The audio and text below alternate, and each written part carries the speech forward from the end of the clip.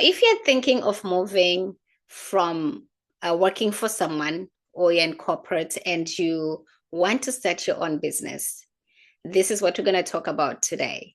What are the things to consider? What are the things to be aware of? And I'm really going to be sharing from my own experience having done this. So, if you're new here, my name is Janet. Welcome to the Second Collective.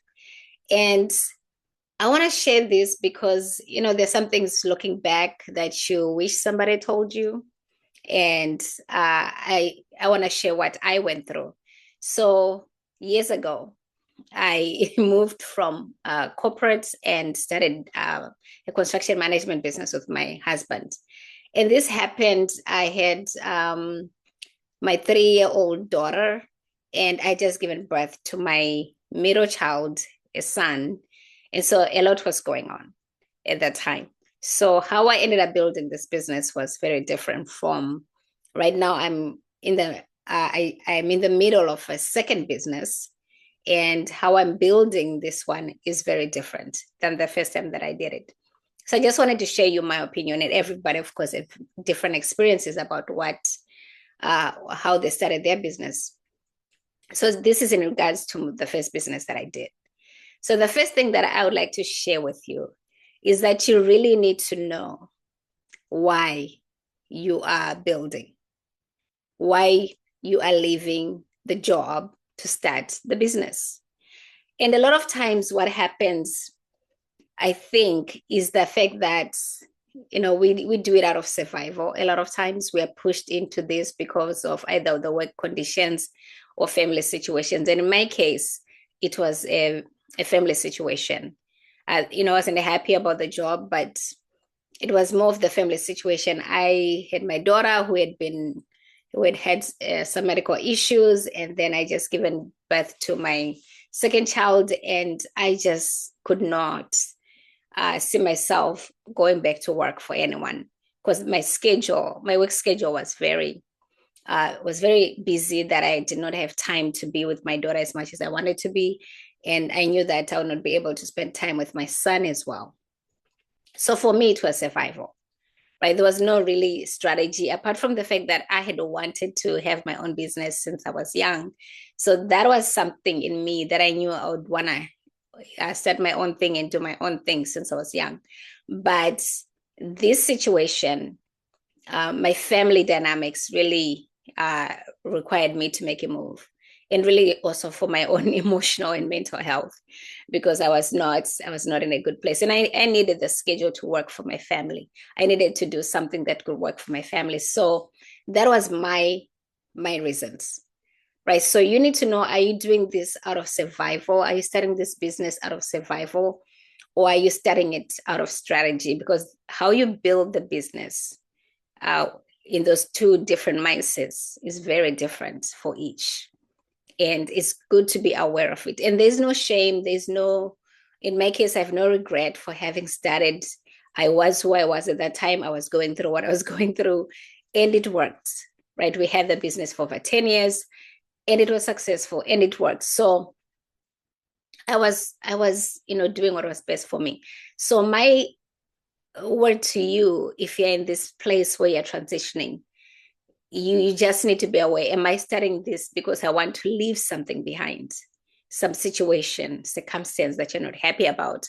Or is really out of strategies, not because you're running away from something, but you're really wanting to build something because that's a direction you want to do? Because starting something due to, and the basis of it, the foundation is you're running away from something, is very different from building a business from, no, I'm not really running away from anything. I'm just wanting to do this to reset my life, to go in a different direction. So those are very different reasons why people build businesses, and you need to know why you are building. The next thing that I would cover is that you might need to leverage what you know, right? So when you're starting a business, a lot of times you either, really there are two ways, right? You're starting a business and you're going into an industry that you already know, that you're familiar with, or you're going into a totally different industry. And again, how you build the business, depending on what industry, how familiar you are with the industry, really changes the dynamics of how you structure your business, how you deal with your business and move forward. In my case, I stayed in the industry I was in for years. So we started a construction management company because I'd already been in the construction industry for 15 or so years at that time. So I had network, I had people that I know, I would say, a very well knowledge-based skill in that industry at that time. So it wasn't a new territory that I was like going into. And compared to the second business that I'm in now, which is AI consultants and business consultants, is, the business consultant part is not new, but the AI is. That's me going into a very different industry from, 20 years or so of being in construction. I am now in a in a tech world. And that requires learning. So if you're going into something that is totally new, you're going to have to be prepared. You have to be prepared for the learning that you're going to need to do, for learning a new skill or skills, whatever is required for that industry that you're going to, which is very different if you know the industry. Yeah, the learning curve is not that big. I mean, the learning curve of starting businesses and actually working as a business owner is there, and that's across the board for whoever is starting into business ownership and entrepreneurship. But the learning curve of learning a new industry is totally different. And I had to, with the business that I'm in now, this AI industry, it is a big learning curve, right? And I've had to make the decision that I was going to be willing to learn, spend years learning, to be where I want to be knowledgeable in this industry. And of course, with AI, it is never ending learning. So I'm just committed to the fact that I'll be learning, I don't know, for very, very long time. So that's what I want you to be aware of. What is the learning curve? And it's easier, I think, if you're just moving into an industry you're already in. It's a much easier transition because you're going into something you already know, you've done this, you already know it. So that's what I would say about that. It's like, be aware of how much learning, how much upskilling you're going to have to do. Because if there's skills that are required for you to learn, you need to be aware of that. There are skills in just business management that you're going to need to know. And I would say, even in my case, starting this business, I just finished my MBA at that time when I started the first business. So I also had business knowledge and really how to run a company. Of course, you don't know how to run a company until you have the company, but at least I had, basic knowledge. I had knowledge from having done an MBA. And that made a big difference too in just starting the company and moving forward. So all those things are things that we are to consider if we are moving from corporate into, entrepreneurship. The third thing would be the corporate structure and entrepreneurship structure are very different. And nothing really prepares you for that. And I like I said, I have an MBA in finance, and I don't think I was even that much prepared for the difference between the corporate structure and running your own thing, doing your own thing. We take it for granted when we work for someone. The systems are already in place, right? There's a standard operation procedures that you already have that are written down for you. You're told what time to come in. You're told what to work on. A lot of things are kind of done for you. And there's not much thinking, there's not much hustling that you have to do, because everything, the systems are in place, and that makes a big difference. So the structure is already there. You're just walking into this job and being told your responsibilities. And as long as you do those things very well, you get your paycheck at the end of the month. Unlike as a business owner, an entrepreneur, you are figuring things by yourself. And in the beginning, that's what you're probably doing, because you don't have a team. You probably don't have the money to even have the team. And so you're learning how to set up the business. You're learning the legal stuff about business. You're learning the financial responsibilities about the business and the marketing and sales and whatever else that is required, operations to run this thing. And it's just you. A lot of times it is just you. And you are responsible for all this. And there's no one to get you up in the morning and say, oh, get up and do this. There's no like list of to-do things waiting for you to be done, for you to accomplish that day. You're going to be the person to make those lists. You are the one who is carrying all the hats, right? And it's a big thing when you're coming from an environment where everything was done for you to now doing the thing yourself. That is something we have to be aware of, because that requires a certain mind shift, a certain mindset, a certain level of really responsibility, and being able to manage yourself, being able to have self-control to manage yourself. And it's not, it's not easy. It's a learning curve. And the whole thing about entrepreneurship, I think, is that it's a learning curve, and you're forever learning.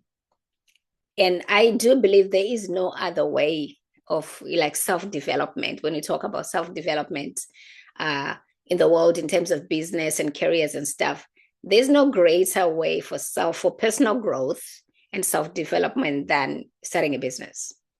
That will challenge everything about you, your identity, your way of thinking, your skills, whatever. It will challenge everything in you and expose a lot of things about yourself that we may not be aware of when we work for other people.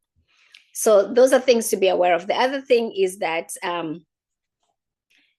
we know that, as you said, a business, the income is not going to be what it was, right? You're used to having your paycheck at the end of the month that somebody just puts in your bank account. When you're an entrepreneur, there's nothing like that. If you don't make the sales, if you don't market the business, there is no sales. So there is a whole cash flow management that you have to start to learn to do.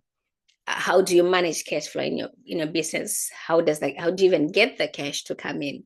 All those things that you don't do when you're in corporate, you don't do when you work for someone. You have to then start to learn to do that. How do you manage payroll? Like all these things that you took for granted when you work for someone, you are now doing that. And so going in, if you can, the best thing would be that you have saved up some money, because a lot of business don't get off their feet for, sometimes they say 2-3 years to really be, positive in cash flow. So you're going to need some money to kind of hold you up until the business is bringing in money for you. So if you're able, you want to be able to save some money, to have some savings that you can kind of dip into if you had, depending on how fast the cash flow is coming into the business. And so these are things that you can prepare for. And that also helps with, I think, your mental states. For a lot of people, they cannot handle the ups and downs of, of being an entrepreneur. The fact that sometimes you have money, sometimes you don't. Sometimes you don't know where it's going to come from. All those kind of emotional ups and downs that entrepreneurs go through, a lot of people can't handle them. And a lot of people actually end up not doing so well in business because of that. And a lot of people actually stay out of it because of that. And again, people are very different. There are people who are risk takers. I'm one of those who are willing to, plow through it.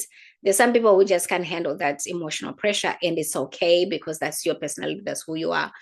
You do what works for you. But going into this, if you're considering that move, or you're really in the middle of that transition for yourself, it is wise to make sure you have some backing financial cushion to help you, just so that you don't like start the business and give up because you can't handle the emotional stress of the, fluctuating or no cash flow when the business is just starting. And something else to be aware of is that we are trading off, right? We are saying we want uh, we don't want someone to be our boss. That's a lot of times what you hear when people talk about starting their own business. I don't want, I'm tired of being bossed around. I want to be my own boss. What the reality is that it's not that interesting to be your own boss. It's very challenging to be your own boss because it does require, like I said, self-control. It does require you're gonna have to motivate yourself. Nobody's there to like cheer you on and say you're doing a good job. You're not gonna get the support that you're used to getting from being in being somebody's employee. So with this whole boss thing, you're simply trading off your boss for another boss, and that boss is now you. And the problem with the boss being you a lot of times is that you don't, if you don't get up and force yourself to do things that you might not like, it'll affect your business, right? You hear a lot of people say, well, I don't want to deal with money. I don't want to deal with finances. Well, if you're a business owner, you have to know finances. You have to understand business finances. You don't need to get a degree in it, but you at least have to have some knowledge. You have to be willing to learn because nobody's going to push you to do that. It's your business.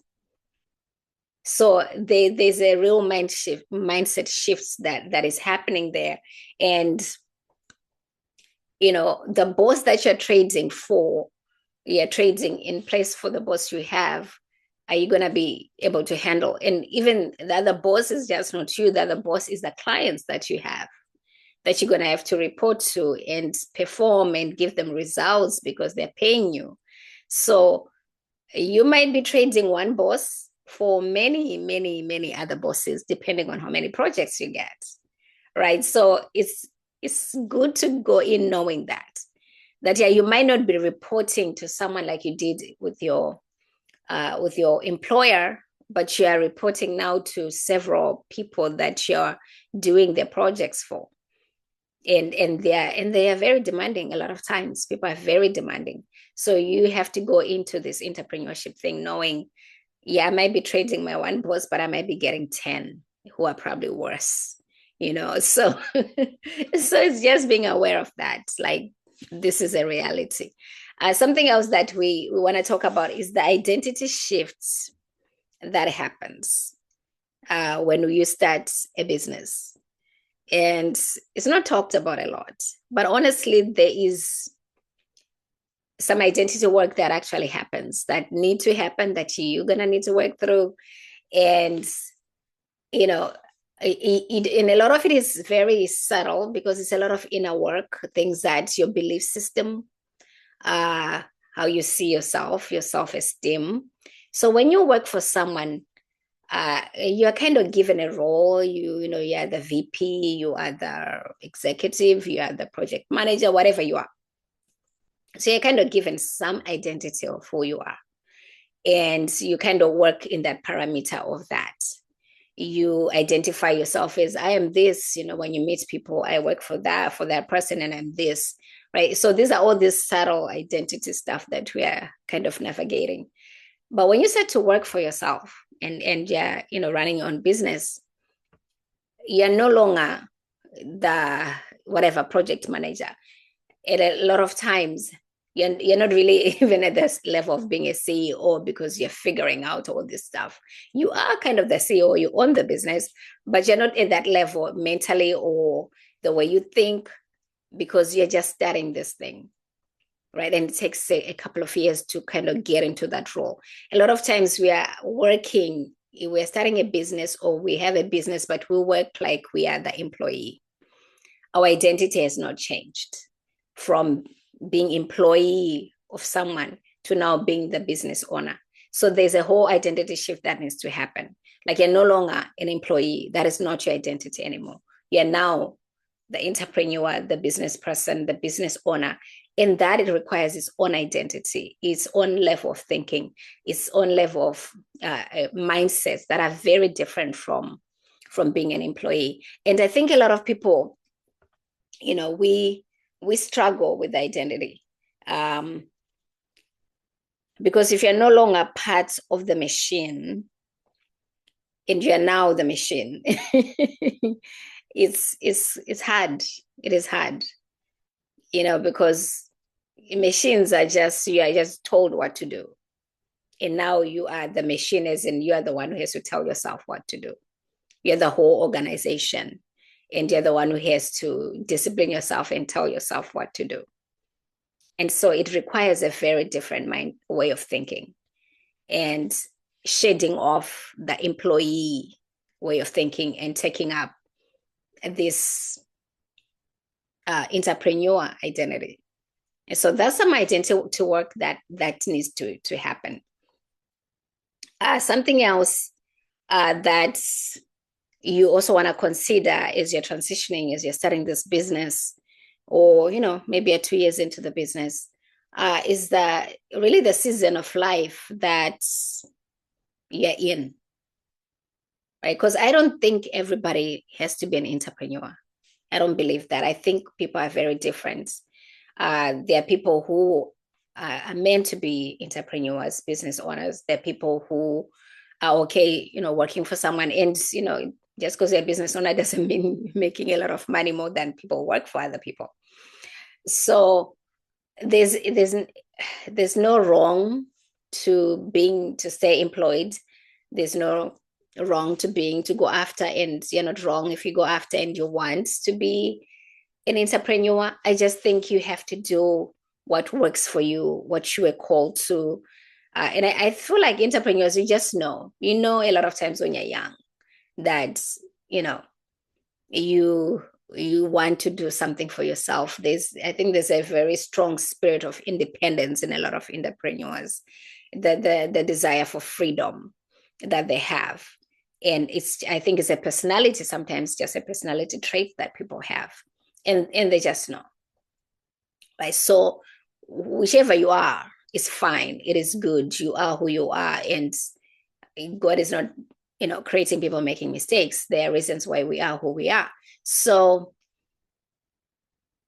considering the season your family is, especially for women, right? I'm talking to women who are in their 40s, and maybe you're in that place where you're considering to start a business. It is very important that you also consider the season that your family is in at that moment, because some seasons might not be the right time to start the business. And also how you then structure the business, if you have it or if you're starting it, it's going to be affected by the season that your family is in, your kids, how old they are, what's going on with them. All that stuff will affect how you run your business and how you show up for that business. So you want to make those considerations.